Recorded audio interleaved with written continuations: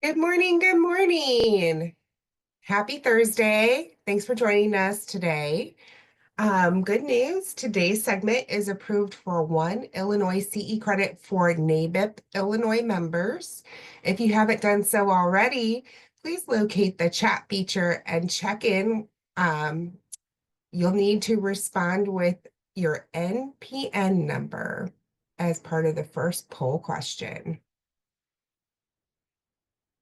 All right, we've got a packed hour here for you.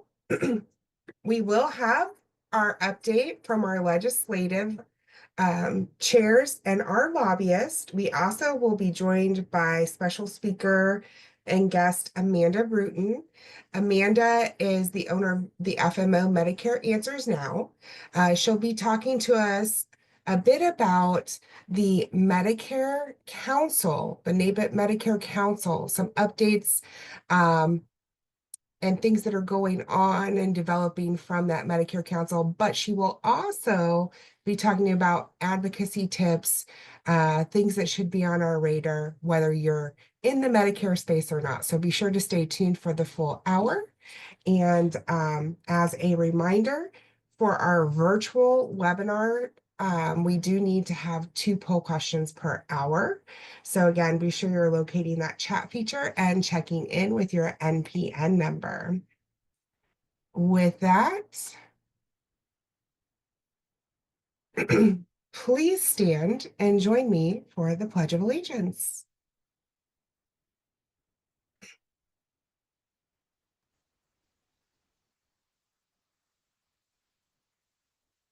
I pledge allegiance to the flag of the United States of America and to the republic for which it stands, one nation, under God, indivisible, with liberty and justice for all.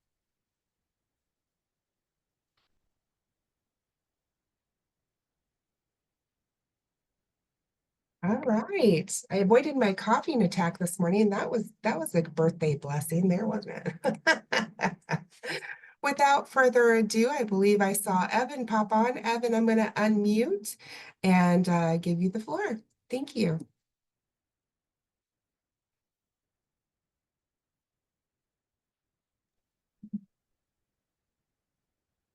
Good morning, everyone. Oh, I can't find my camera, so I apologize. Can you hear me okay? Yes, we can hear you. Okay.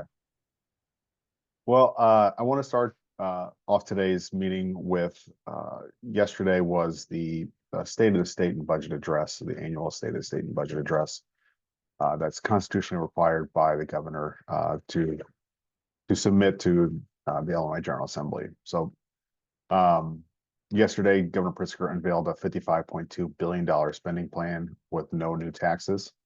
Pritzker's budget plan for the year beginning in July 1st includes required funding increases for schools and pension contributions, but the proposal keeps spending flat in most other areas, including programs favored by the governor and the Illinois General Assembly.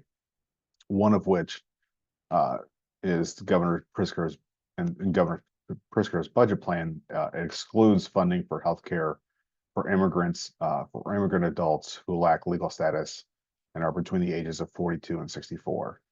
Last year, the governor included $629 million to provide healthcare benefits to immigrants without legal status, 42 and up, and to seniors who would otherwise qualify for Medicaid. The cost for the program is about $420 million a year, according to the governor's office.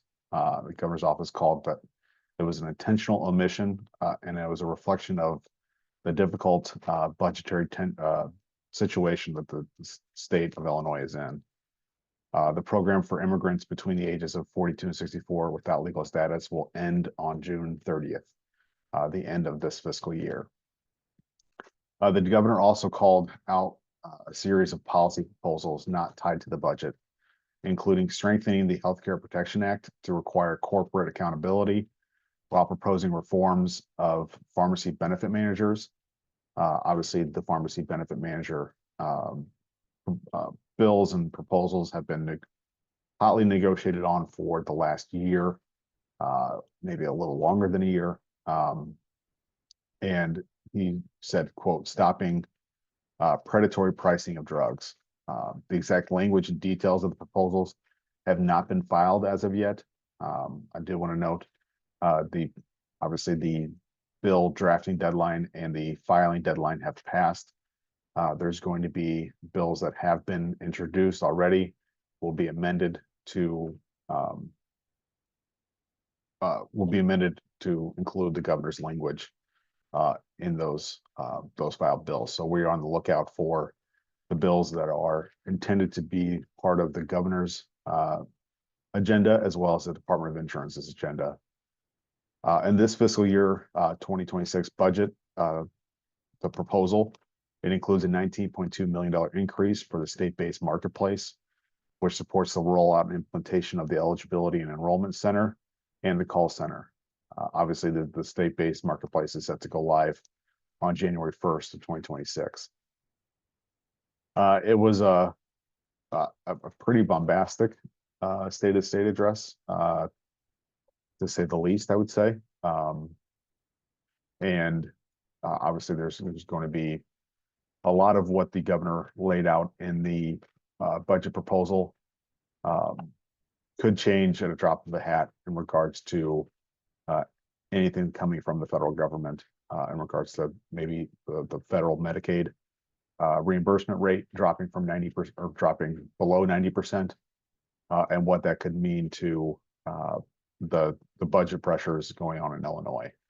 Right now, that if it were to drop below 90%, go to 50%, it would create about a $3.6 to $3.8 billion additional hole in the budget. So there's going to be some tough decisions that are going to be made from now until the end of May for the end of session. And the governor's address doesn't actually go into fixing the cliff, the pending funding cliff for mass transit in Chicago as well. There's a $770 million shortfall for mass transit agencies in 2026 with the impending end of the federal pandemic relief. So there are going to be some long, drawn out budgetary talks this year, more so than ever. So it was, I wanted to highlight what was in the state address yesterday. The House and Senate Insurance Committees have met this week on Tuesday. The House Insurance Committee was very much a organizational meeting. It was gave the chance for the chair, the vice chair, and the minority spokesperson to speak, talk about their kind of vision for this session. It's going to be heating up starting next week in regards to legislation being heard in the committees, in the House Insurance Committee, and they have about 4 weeks to get House bills out of the Senate or the House Insurance Committee. The same with the Senate as well. They have the same deadlines. So it was very procedural in regards to Tuesday's House Insurance Committee. The Senate did meet and they passed 2 bills, one being a bill that's being carried by the Big I on surplus lines technical change, as well as changing a substantive change in regards to home state definition to try and bring in additional revenue to the state. But otherwise, very innocuous couple meetings for the Senate and House Insurance Committees. Those are going to significantly ramp up starting next week, especially after the State of the State and Budget Address, where we should begin to see more of the Department of Insurance's agenda. We anticipate rate review for auto and home is going to be introduced. I've been told that the vehicle will be starting in the Senate for those considerations as well. So, and we'll see the pharmacy benefit the PBM reform bill. That's obviously there's been several bills that have been introduced regarding PBM reform, none of which are including the governor and the Department of Insurance's language. So we'll be on the lookout for that as well. And so it's going to be an extremely busy year. There's been about 7,000 bills that have been introduced thus far. Obviously, we are monitoring, tracking, engaging with legislators on several thousand of those bills. So appreciate Missy and Carrie and Josh and Sarah for your efforts, and others that I am obviously Russell and so many more that have taken the time to chat with me to talk about legislation. We're going to start meeting monthly or regularly to discuss some of the legislative proposals that are going through the committees, and making sure that we are out in front of the bills that we think are going to be the most problematic, and want to make sure that we are engaging early and often with legislators as bills start to move through the General Assembly. Are there any questions from members before? Hi, Evan. This is Sarah. Hi, Sarah. As we prepare to go to the annual NABIP Capital Conference, we obviously have our key legislative federal talking points. What talking points would be at the top of our state list as of today? Like, as if in talking with state legislators? Yes. I mean, obviously, some of the bigger bills that have been introduced is universal health care, in the state, trying to implement the universal health care.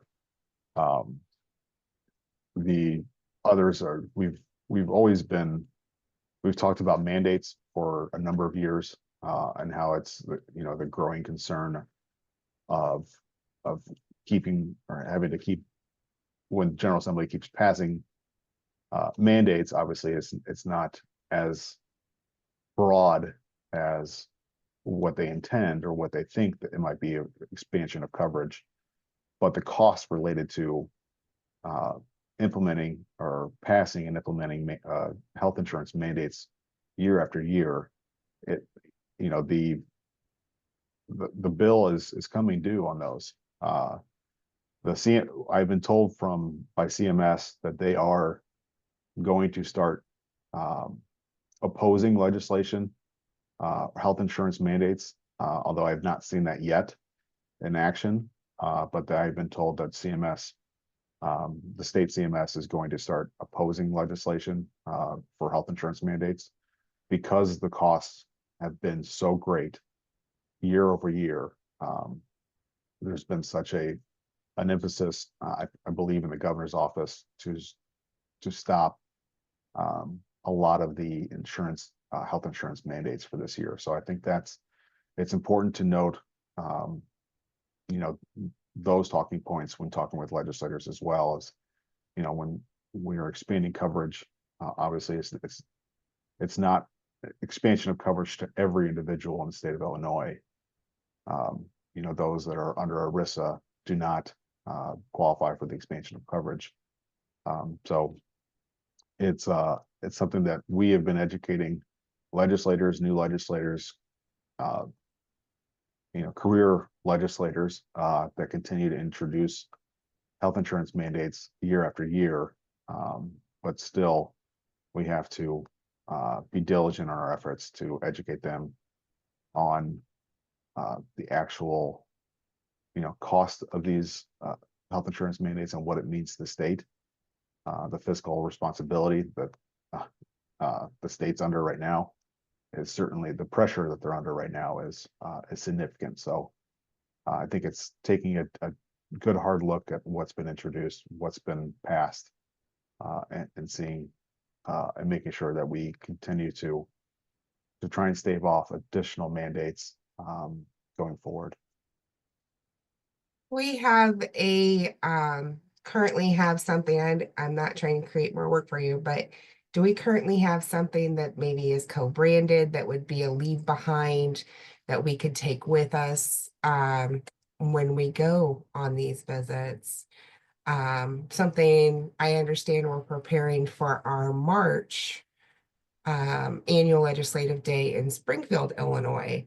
So I think it'd be great for us to be able to plant the seeds, again, and then hit them up the following month with reminders of our talking points. What are your thoughts? Yes, I can create something for you in regards to uh, a state outlook of what our priorities are, as well as trying to create some talking points of what's been introduced already in the state. Yeah, I think that'd be great. I don't think it needs to be, anything super fancy, but then it also will allow us, again, as we're speaking with staffers again, to have that leave behind because, we don't always get to meet um, with the representative themselves. Oftentimes we're meeting with staffers, and it can be helpful to have all that outlined to leave with them in their packet. Um, for those that are not going to Capitol Conference, again, I referenced we do have our annual state insurance ledge day. Can you talk to us a little bit about that and what's going on and what to expect this year in Of Springfield? course. Yeah, so state industry, the insurance industry legislative day is Wednesday, March 19th this year. So it's relatively early, just after St. Patrick's Day. But we have a great lineup for insurance legislative day this year. We will have the chairs of the insurance committees. Obviously, we have a new chair in Senator Julie Morrison in the Senate. So it'd be great to hear from her, her perspective, leading the insurance committee, what kind of her goals are in regards to the insurance committee as well. We'll hear from the minority spokespersons, House and Senate insurance committees. Hopefully, we'll have the director, acting director, Ann Gillespie, there to present as well, talking about the Department of Insurance's agenda. And obviously, you'll hear from Bill Lackman, the CEO for Big I of Illinois, Laura Minzer, the CEO for the Illinois Life and Health Insurance Council, Kevin Martin, from the Illinois Insurance Association, and myself, and talking about all of the different legislative proposals that are out there currently that we are actively working. Some of the biggest bills, hottest bills that we think are going to be moving throughout the General Assembly this year, where we stand, how we're working with legislators, and really diving deep into the details of the legislation. So it's a great event to really learn how your association, our advocacy efforts are working at in the General Assembly. We have phenomenal relationships with legislators throughout the General Assembly, and really working with them on amending, obviously a lot of defeating of legislation, but and trying to work together and coming to a common ground. So I think it's a great opportunity, one, to learn more about what's being introduced in Illinois, learning from the leaders themselves of the insurance committees, the Department of Insurance, and then we have a legislative reception that follows that event, that educational seminar, where every legislator is invited to attend, and we tend to get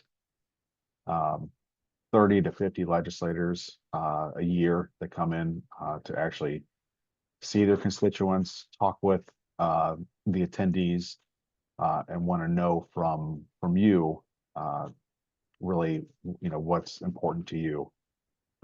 It's a great time to really trying to hopefully get to know your local legislator and develop a relationship and become an asset to them, because that really strengthens our advocacy efforts when we have members engaging with their local legislator, developing a relationship with them, and becoming a resource to them. So I highly encourage everyone who is on the call and everyone who's member of our association to attend. It really is it's a great event that is, I think, first class. So please, if you need details, if you would like to register, if you'd like to sponsor, send me a note. I'm happy to facilitate anything that you might need. We've got links for registration also available on our website, nabipillinois.org. So if you pop over there, you'll find a save the date in our calendar for the state. But once you click to register, you're going to be linked out to the Big I's website. So the actual registration, if you register online, will be with the Big I, IIA. Also, you can there'll be a link there where you can print out the form, send that in. It's got Evan's info and his team over there. So thank you so much, Evan. I appreciate you and all of your help in getting us lined up for Capitol Conference, and of course, getting us all lined up for next month for our annual Ledge Day in Springfield. With that, I will turn things over to Missy Shepherd, Carrie Espinoza, and Josh Garrett.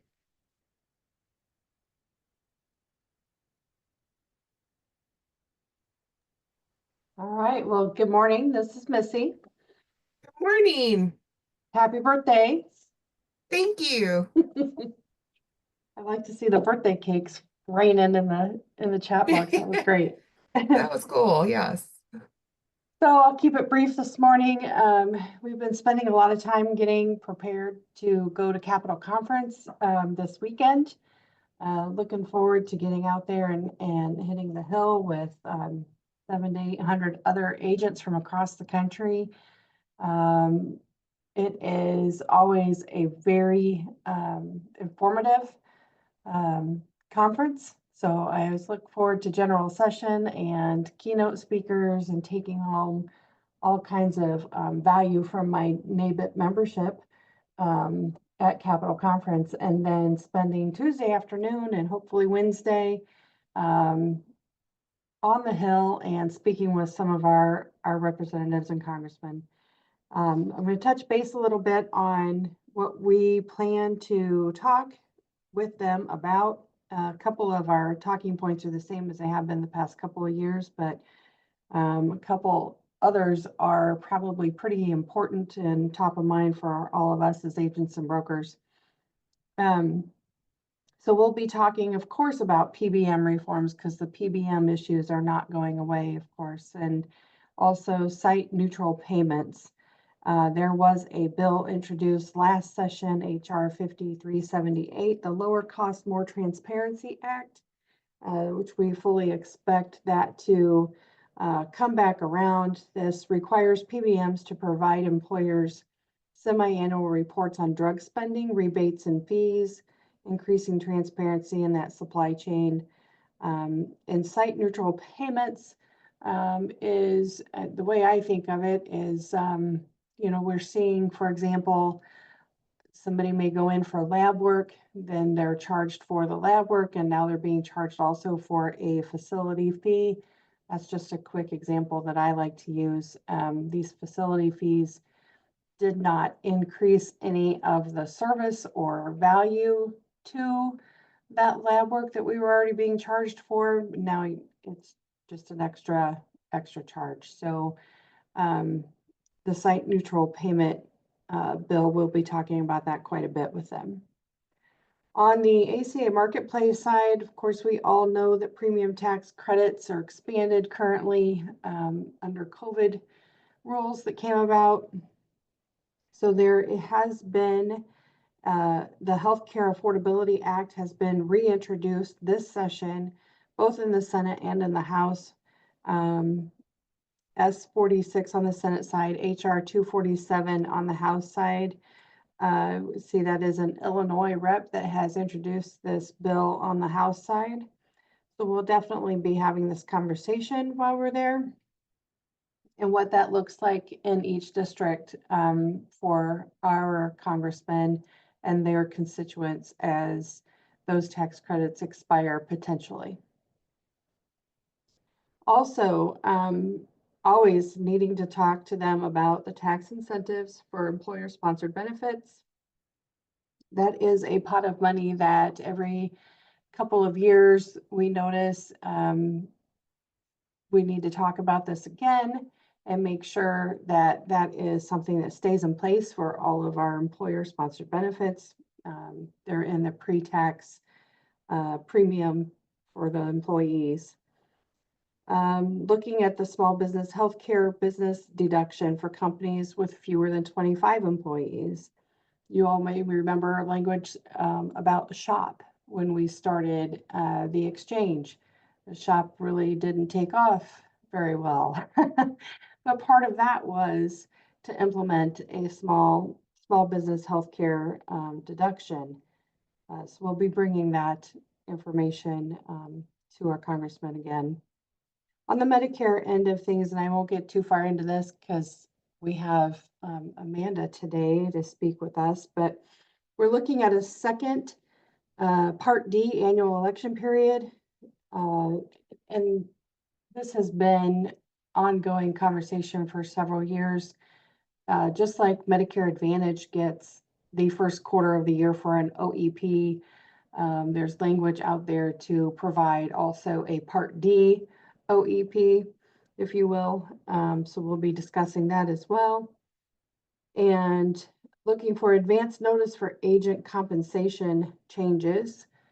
This last AEP we had, it was kind of mind-blowing to, go on a Facebook group and you see agents talking about carriers dropping commissions while we're in the middle of the selling season.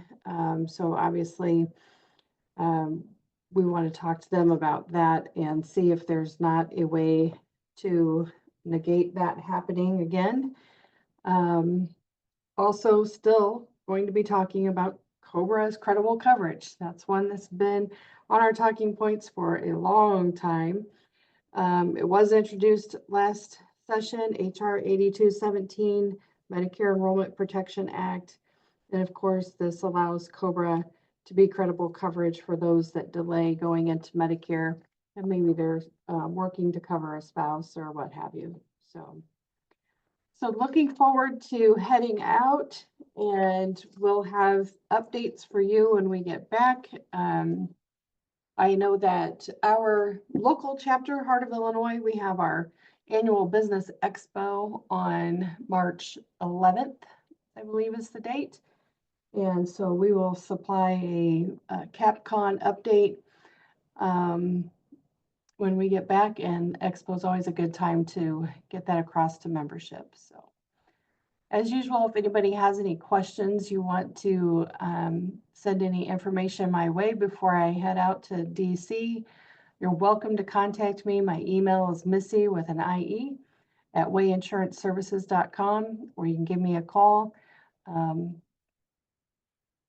welcome to do that. You all have a great day. Thank you.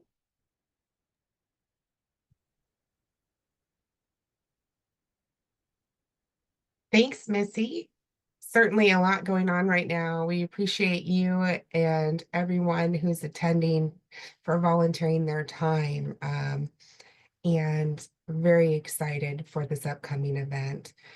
And I am pleased as punch, you could say, pleased as punch, to share and introduce my friend, my mentor, Amanda Bruton, owner of Medicare Answers Now. And she wears a lot of hats. She does a lot of volunteering throughout our industry. She dedicates so much time and bandwidth to supporting us, agents. And let me tell you, now that I've retired early from Health Alliance, opened my own agency, Amanda is definitely my go-to person for questions and all things Medicare. The amount of talent this lady has just blows my mind. Amanda, you're amazing. And I know you're traveling right now, so thank you again for popping on and joining us for the next 30 minutes. With that, I will turn things over to Amanda Bruton. And we've got you on mute. Yeah, it helps if I go ahead and I actually unmute myself. Wouldn't that be a smart move? I am the smart friend today. Hi, everybody. My name is Amanda Burton. Thank you, Sarah, for the introduction. And I am in a hotel room, so I apologize for the aesthetic. But Sarah, happy birthday, first and foremost, and thank you for Thank having me you. on. How many of you guys are going to CapCon? Are quite a few of you, and I'm gonna look at the chat just because I like doing interaction stuff.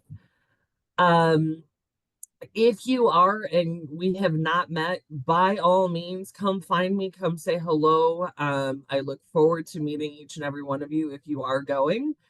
Um, if you're not, please plan for coming next year. It is a truly life-changing event when you go. This particular year, we have over 700 agents that are coming. And for everybody that, and most of, well, I don't even think Sarah knows this, because I'm just slowly starting to tell people now since we're so close to the event. Um, Everybody that is attending is anybody that registered prior to February 1st, because we had a bunch of other people that came in last minute. But everybody that is coming and registered February 1st, or before then, you are all getting Brokers Making a Difference hoodies that will have the NABIP logo on the front and it will say Brokers Making a Difference on the back. You can start picking them up on Saturday or Sunday at 2 o'clock when we open up the expo, and I will be working that booth. So hope to see you there. If you don't see me there, God knows you'll probably find me at the bar because my voice travels. But there's a lot of cool and exciting things that are happening, especially when it comes to NABIP, and just what we're looking at doing, how we are trying to change and it's not to downplay or negate what was done prior, not in the least, but to take it to the next level and to put some energy, I guess is the easiest way to say that, in back into the organization. Michelle Malooly out of Florida came up with, we had been talking for several years about all of the regulation that is coming through with Medicare specifically. And Michelle last fall had said, we need to, if we're trying to change what legislators are doing, we need to go ahead and get feedback from our clients about our value in order to go ahead and really promote what we do with legislators, because all they really care about is the voice of their constituents. So that created some surveys that rolled out in September. And then the Brokers Making a Difference campaign ended up being created out of that. And what it is it's basically, there's twofold. There is one survey that was for you guys that said, you know what, how are these regulations impacting your business? What does this look like? What, sound off, tell us what you think, what you feel, what needs to happen. Now's your time, shoot your shot, let us hear what you have to say. And we had quite a few agents that did that. And then the other piece of it was that we went to the agents and said, hey, do me a favor, shoot out an email to, or have a conversation with your clients and ask them to fill out this broker survey. And the broker survey, again, is managed by NABIP. It is not managed by me. I don't have access to any of the information on it. And even if I did, the information is so generic that there's nothing harmful that can happen by you helping us with this. And the 5 questions are very simple. Did you work with a broker? And if so, what did you think about that experience? That was question 1. Question 2 is, do you have any concern with Medicare or Social Security that you want to voice? Number 3 is your city. Number 4 is your state. And number 5 is, what kind of a plan are you on? Is it traditional Medicare? Are you on a SUP? Are you on an Advantage plan? What? The goal that we set out was to have 10,000 surveys from all over the country returned. And agents, I'm gonna cry again early this morning. Agents all over the country stepped to the plate with the ask that we made and said, we'll do this because we know that it will help us. So we got the 10,000 surveys. Those of you that are going to CapCon will see the information and what we're doing with it. It is actually all of those. So we've had, of course, there's always somebody negative that comes back and says, well, we're not going to change legislation with dumbass surveys, and this makes no sense as to why we're doing this. Okay, stand on the sidelines and watch me. And I say that with as much disrespect as I can, because those that are complaining and not willing to go and step to the plate, you're the problem. You have to get involved, and we have to talk to our colleagues to say, now's the time.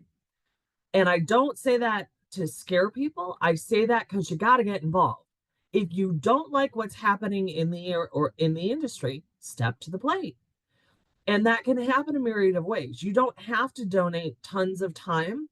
You can do it by just sending out a single simple email, giving us the ammunition to be able to fight for you. Because there's a whole group of us that do. And those that are going to CapCon, you'll see that and you're a part of it, right? So what they did with these surveys is super cool. They launched a national campaign, awareness campaign, and they started using quotes that the clients are giving.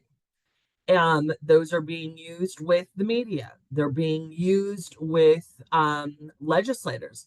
So each state is going to have their own individual.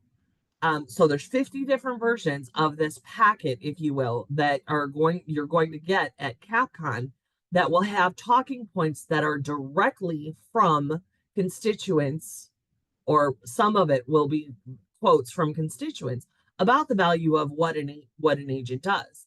It will also have quotes from agents about concerns that we have as well. So super, super cool. Kathy, we are collecting them. You can go ahead and basically all you do is the links are out on Brokers Making a Difference through NABIP. If you go into the NABIP website and then you click into who we are, and I think Sarah can pull the link and share it with everybody, but you want the client survey. There's actually one for under 65 as well, because the other work groups saw the traction that we were getting and went, oh, you know what? We need to do this for you 65 as well as Medicare to work on the regulations and the things that are happening there. So it is an ongoing survey. We are collecting these. Please send them out. All you have to do is say, hey, you know what? If you found value in anything that I've done to help you with your medical care or your health insurance, will you please take 2 seconds and complete this survey? It helps us with legislators to see that we are not all bad actors. We are not all the ones that are on the phone and driving you guys nuts, right? So Brokers Making a Difference is a huge, huge campaign. And I hope that you will spread the word to your other agents about it, because it is not where we're just sitting on the sidelines going, hey, what's going on? Oh, this is happening to us. We're trying to take more of an offensive approach. So one of the things that will also be in there, and if you have not read the talking points that are going to be used at CapCon, there are 2 sets. There is one set that you can find on the Medicare portal, which are the Medicare talking points. And then there's also another set of talking points that are on the CapCon website that are the national version. Both of them say the same thing, only one goes into a little bit more detail. And the one for national that, I want to spend a little bit of time talking about is that the national ones, if you look at the 4 bullet points that we're trying to go after and we're still trying to advocate for, one is we're still working and trying to work on getting OEP for Part D. And I have several people that ask and go, for the love of God, it's been over 10 years. Why is this taking so long? I don't understand why it's not simple to make this stuff happen. And the reason that it takes so long is that every time that you have a change in legislator, you have it where they have to start all over again with trying to with us trying to educate the new people coming in, the new legislators coming in, and we need to be able to, they're all the way at the bottom, Sarah. um there you go, right there. So they want to go ahead and um we have to educate them and then try to get them their buy-in to what it is that we're looking at doing, right? So the Part D, OEP Part D is one of the things that we are pushing for. I'm going to skip bullet points. And then the next one that we are going for is the COBRA as creditable coverage. This is specific to enrollment in Part B as in Bravo. So those that go ahead and currently, if somebody is they've delayed their Medicare because they're on an employer group plan, and let's say they're eligible for COBRA. Many think that, well, I can get my COBRA and I'll just stay on COBRA for X amount of time, and then I'll enroll in Medicare when COBRA is done because my employer's paying for part of it or whatever the reason may be. And that's a problem because Medicare does not recognize COBRA as creditable coverage. When in that instance, the beneficiary, the second that they become eligible, if they're Medicare eligible and they've lost their group coverage, they have to enroll. If they don't, then they can run into issues where they no longer qualify in a GEP or general enrollment period ends up being an issue. They run the risk of possible fines. It creates all of these problems. So that is another one that we are looking at trying to go ahead and push. And then the last two are the ones that, one, I will fully say these are my babies. And two, this is me going ahead and trying to fight the fight that over the last AEP, it scared the hell out of most of us with what the carriers did with announcing, hi, we're not going to pay you. We're not going to pay you for new business going forward on MA plans, not just on the Part D plans, but on many MA plans. And when agents came back and they're like, well, how can a carrier do that? There has to be some parameters on this that carriers can't do this. And the answer is no, there is not. So we are demanding that we want the regulation from the carriers be put in place to protect us. And some of you are going to look at it and go, well, it's not good enough. Okay, I hear you. Yes, ideally, I would like protections put in place that go ahead and say, hey, we sold these things on good faith, that you went ahead and you said we had lifetime commissions. You said that we were going to be paid on this stuff. Honor the commitment that you made at the time that we sold it. That is another fight that we are working on. Okay.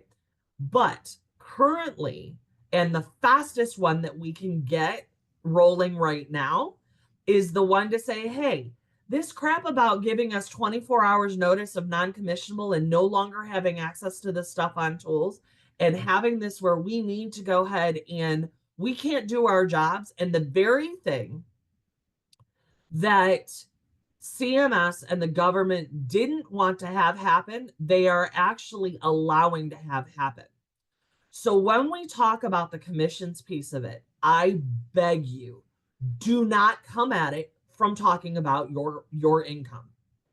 You have to come at it in a different light, because the legislators do not care about your income.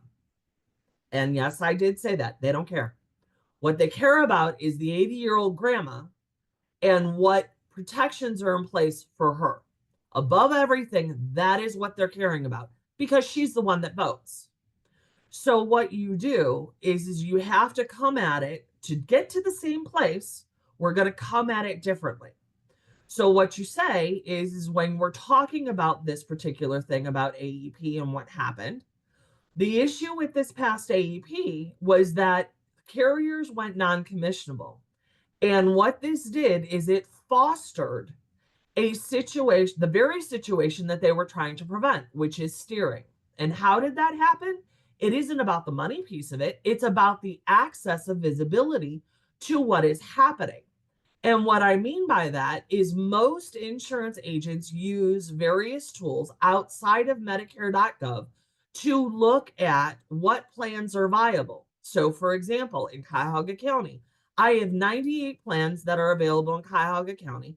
And when I am running my search engine, whether it's through Sunfire or Connecture, the non-commissionable plans load up as not licensed, and therefore they become off the table to be able to even show to the client. Indirectly, that right there is why there's an issue of quote unquote steering happening when it comes to that. The majority of agents are going and having it where they are still, if it's a fit, they are still recommending to the carrier or to Medicare.gov to enroll, but the carriers have chosen to make it far more cumbersome to enroll in non-commissionable plans where your constituent can wait up to 8 hours in a call queue to do the enrollment versus having it available and having it where they can do it online, lickety split, right? So if you come at it from that perspective, that helps. And what we are asking is that because there are only 53 days in AEP, we want to make sure that there is protection put in place so that all of these tools and all of these things that an agent uses and the beneficiary uses to be able to make an educated decision have the right information. And then the far distant other issue is, yeah, it does go ahead and impact my income or our income. And it gives us a last minute notice of a change. And not many people can react to that, especially when the average insurance agent makes about $60,000 a year. When you put it into that perspective, and I do like to quote the number because it puts it back into perspective where the stereotype of what we do is that the insurance agent, that's the bad, we're all bad actors. We're all money grubbing, trying to go after all of that. And most of us are making a ton of money, but we just want more money. And if you contradict the stereotype, which is what the Brokers Making a Difference campaign is all about, it's about shining a very bright light on the differentiation between a good actor and a bad actor. And the good actors are the ones that are doing the Brokers Making a Difference. They're getting the client surveys done. We're able to put this into a much more visible view of what the industry is really like rather than giving the bad actors center stage. And I'm super excited about it. This is how we will affect some change. I will also tell you that there is some grumbling about possible legislation that we may go ahead and propose, or at least start to kick around the tires about having a conversation about. I will also tell you that they are looking into possible, the stuff with WellCare. Was it even legal? There are entities out there that are looking at the contracts and going, well, is this legit or not? And can we sue them for what they did? So there's lots of different things that are on the table. I will also tell you that giving to the PAC helps with this. When I talked with Caroline a couple of months ago, she's the one that runs the PAC, I'm like, okay, this scares the hell out of me, and I'm not donating because all the things that I know about PACs are that PACs are corrupt. It goes to pay off corrupt politicians. I'm not donating my money to that. I won't be anywhere a part of it. And she laughed and she says, you know what? That's what most people think about it because that's what you think in the news. But what it does is that it donates money for us to go ahead and get a seat at the table. It donates money so that we can buy a $500 plate ticket to go see a fundraiser or to some kind of an event so that we can actually have a solid day-to-day conversation with somebody and start establishing a relationship with those legislators. And that is desperately needed. When you're at CapCon, there are, I believe, 9 legislators that will be at the congressional reception this year, which is a very nice amount of legislators that will be there. Most of them are House representatives. There is also another breakfast the following morning with, oh God, Senator Rick something or other. But he's coming, and I apologize, guys, because my brain is just not going yet. But you have that visibility, and that allows us to start using our voices collectively towards the common goal, which we all know we all want to see some change in these environments, right? Um, Other things to be aware of. Yes, the proposed rule is out. You've got a lot of media mix right now going on with Doge and with Trump doing what he's doing. I will not get into a political debate, but what I will say is there's a lot of media mix going on. Be careful with what you see. Trust in what NABIP disseminates. Trust in, if you don't follow me on social media, I highly recommend that you do. I'm on LinkedIn. I'm on Facebook. I have several groups. I do a YouTube channel, which is Insurance Unfiltered. So you can find my videos there as well. But follow that, because when I'm disseminating information within the agent community, my stuff has been fact checked. It is, I come with the receipts. I am not fear mongering. I am telling you what I have proof of. It's not a what I think is happening, it's what I know is happening. So, which makes me different than other sources that are out on social media right now. That is my number one differentiator for you guys.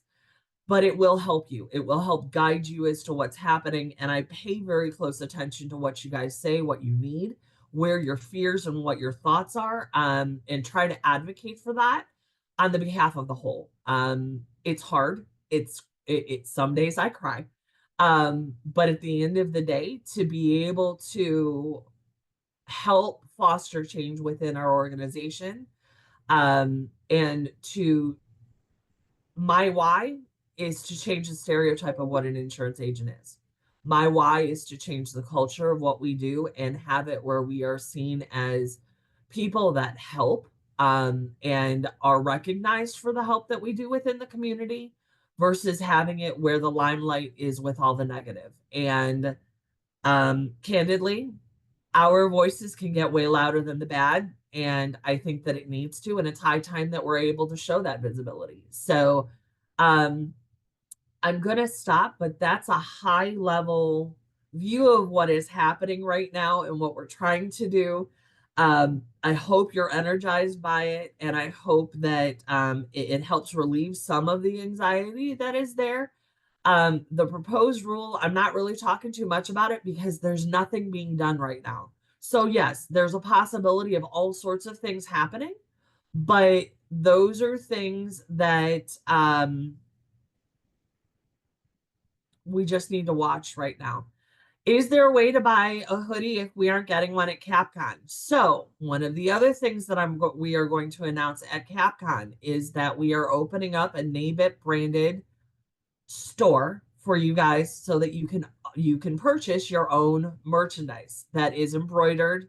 You can get dress shirts with the NABIP logo or the Brokers Making a Difference logo, either one. You have 4 different logos that you'll be able to choose from. Sizes baby to 6X. There are literally hundreds of different choices of pieces that you can go ahead and you can buy. Chapters even have the ability of buying gift cards to give out at their events and things. I am super excited about it, and all of the profits that are made from these sales are being donated to the NABIP Foundation, which is primarily used to raise awareness about what we do, how we do it, and to affect change. So where your broker's making a difference, stuff with Pride, those links will formally open at CapCon. So starting on Sunday, the cards will be, there's a card that everybody that gets, actually, I think I have one in my bag. Hold on. I will show you, unless I took it out. I did. It's got to be on the desk over in my hotel room.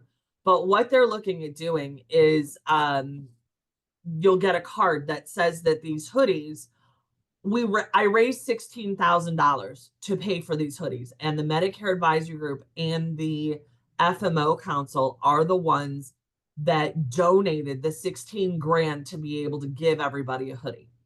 So with these cards, the front of it says, hey, acknowledge that these came from the Medicare Advisory Group and the FMO Council. And then on the back of it, it has the QR code announcing the opening of the store.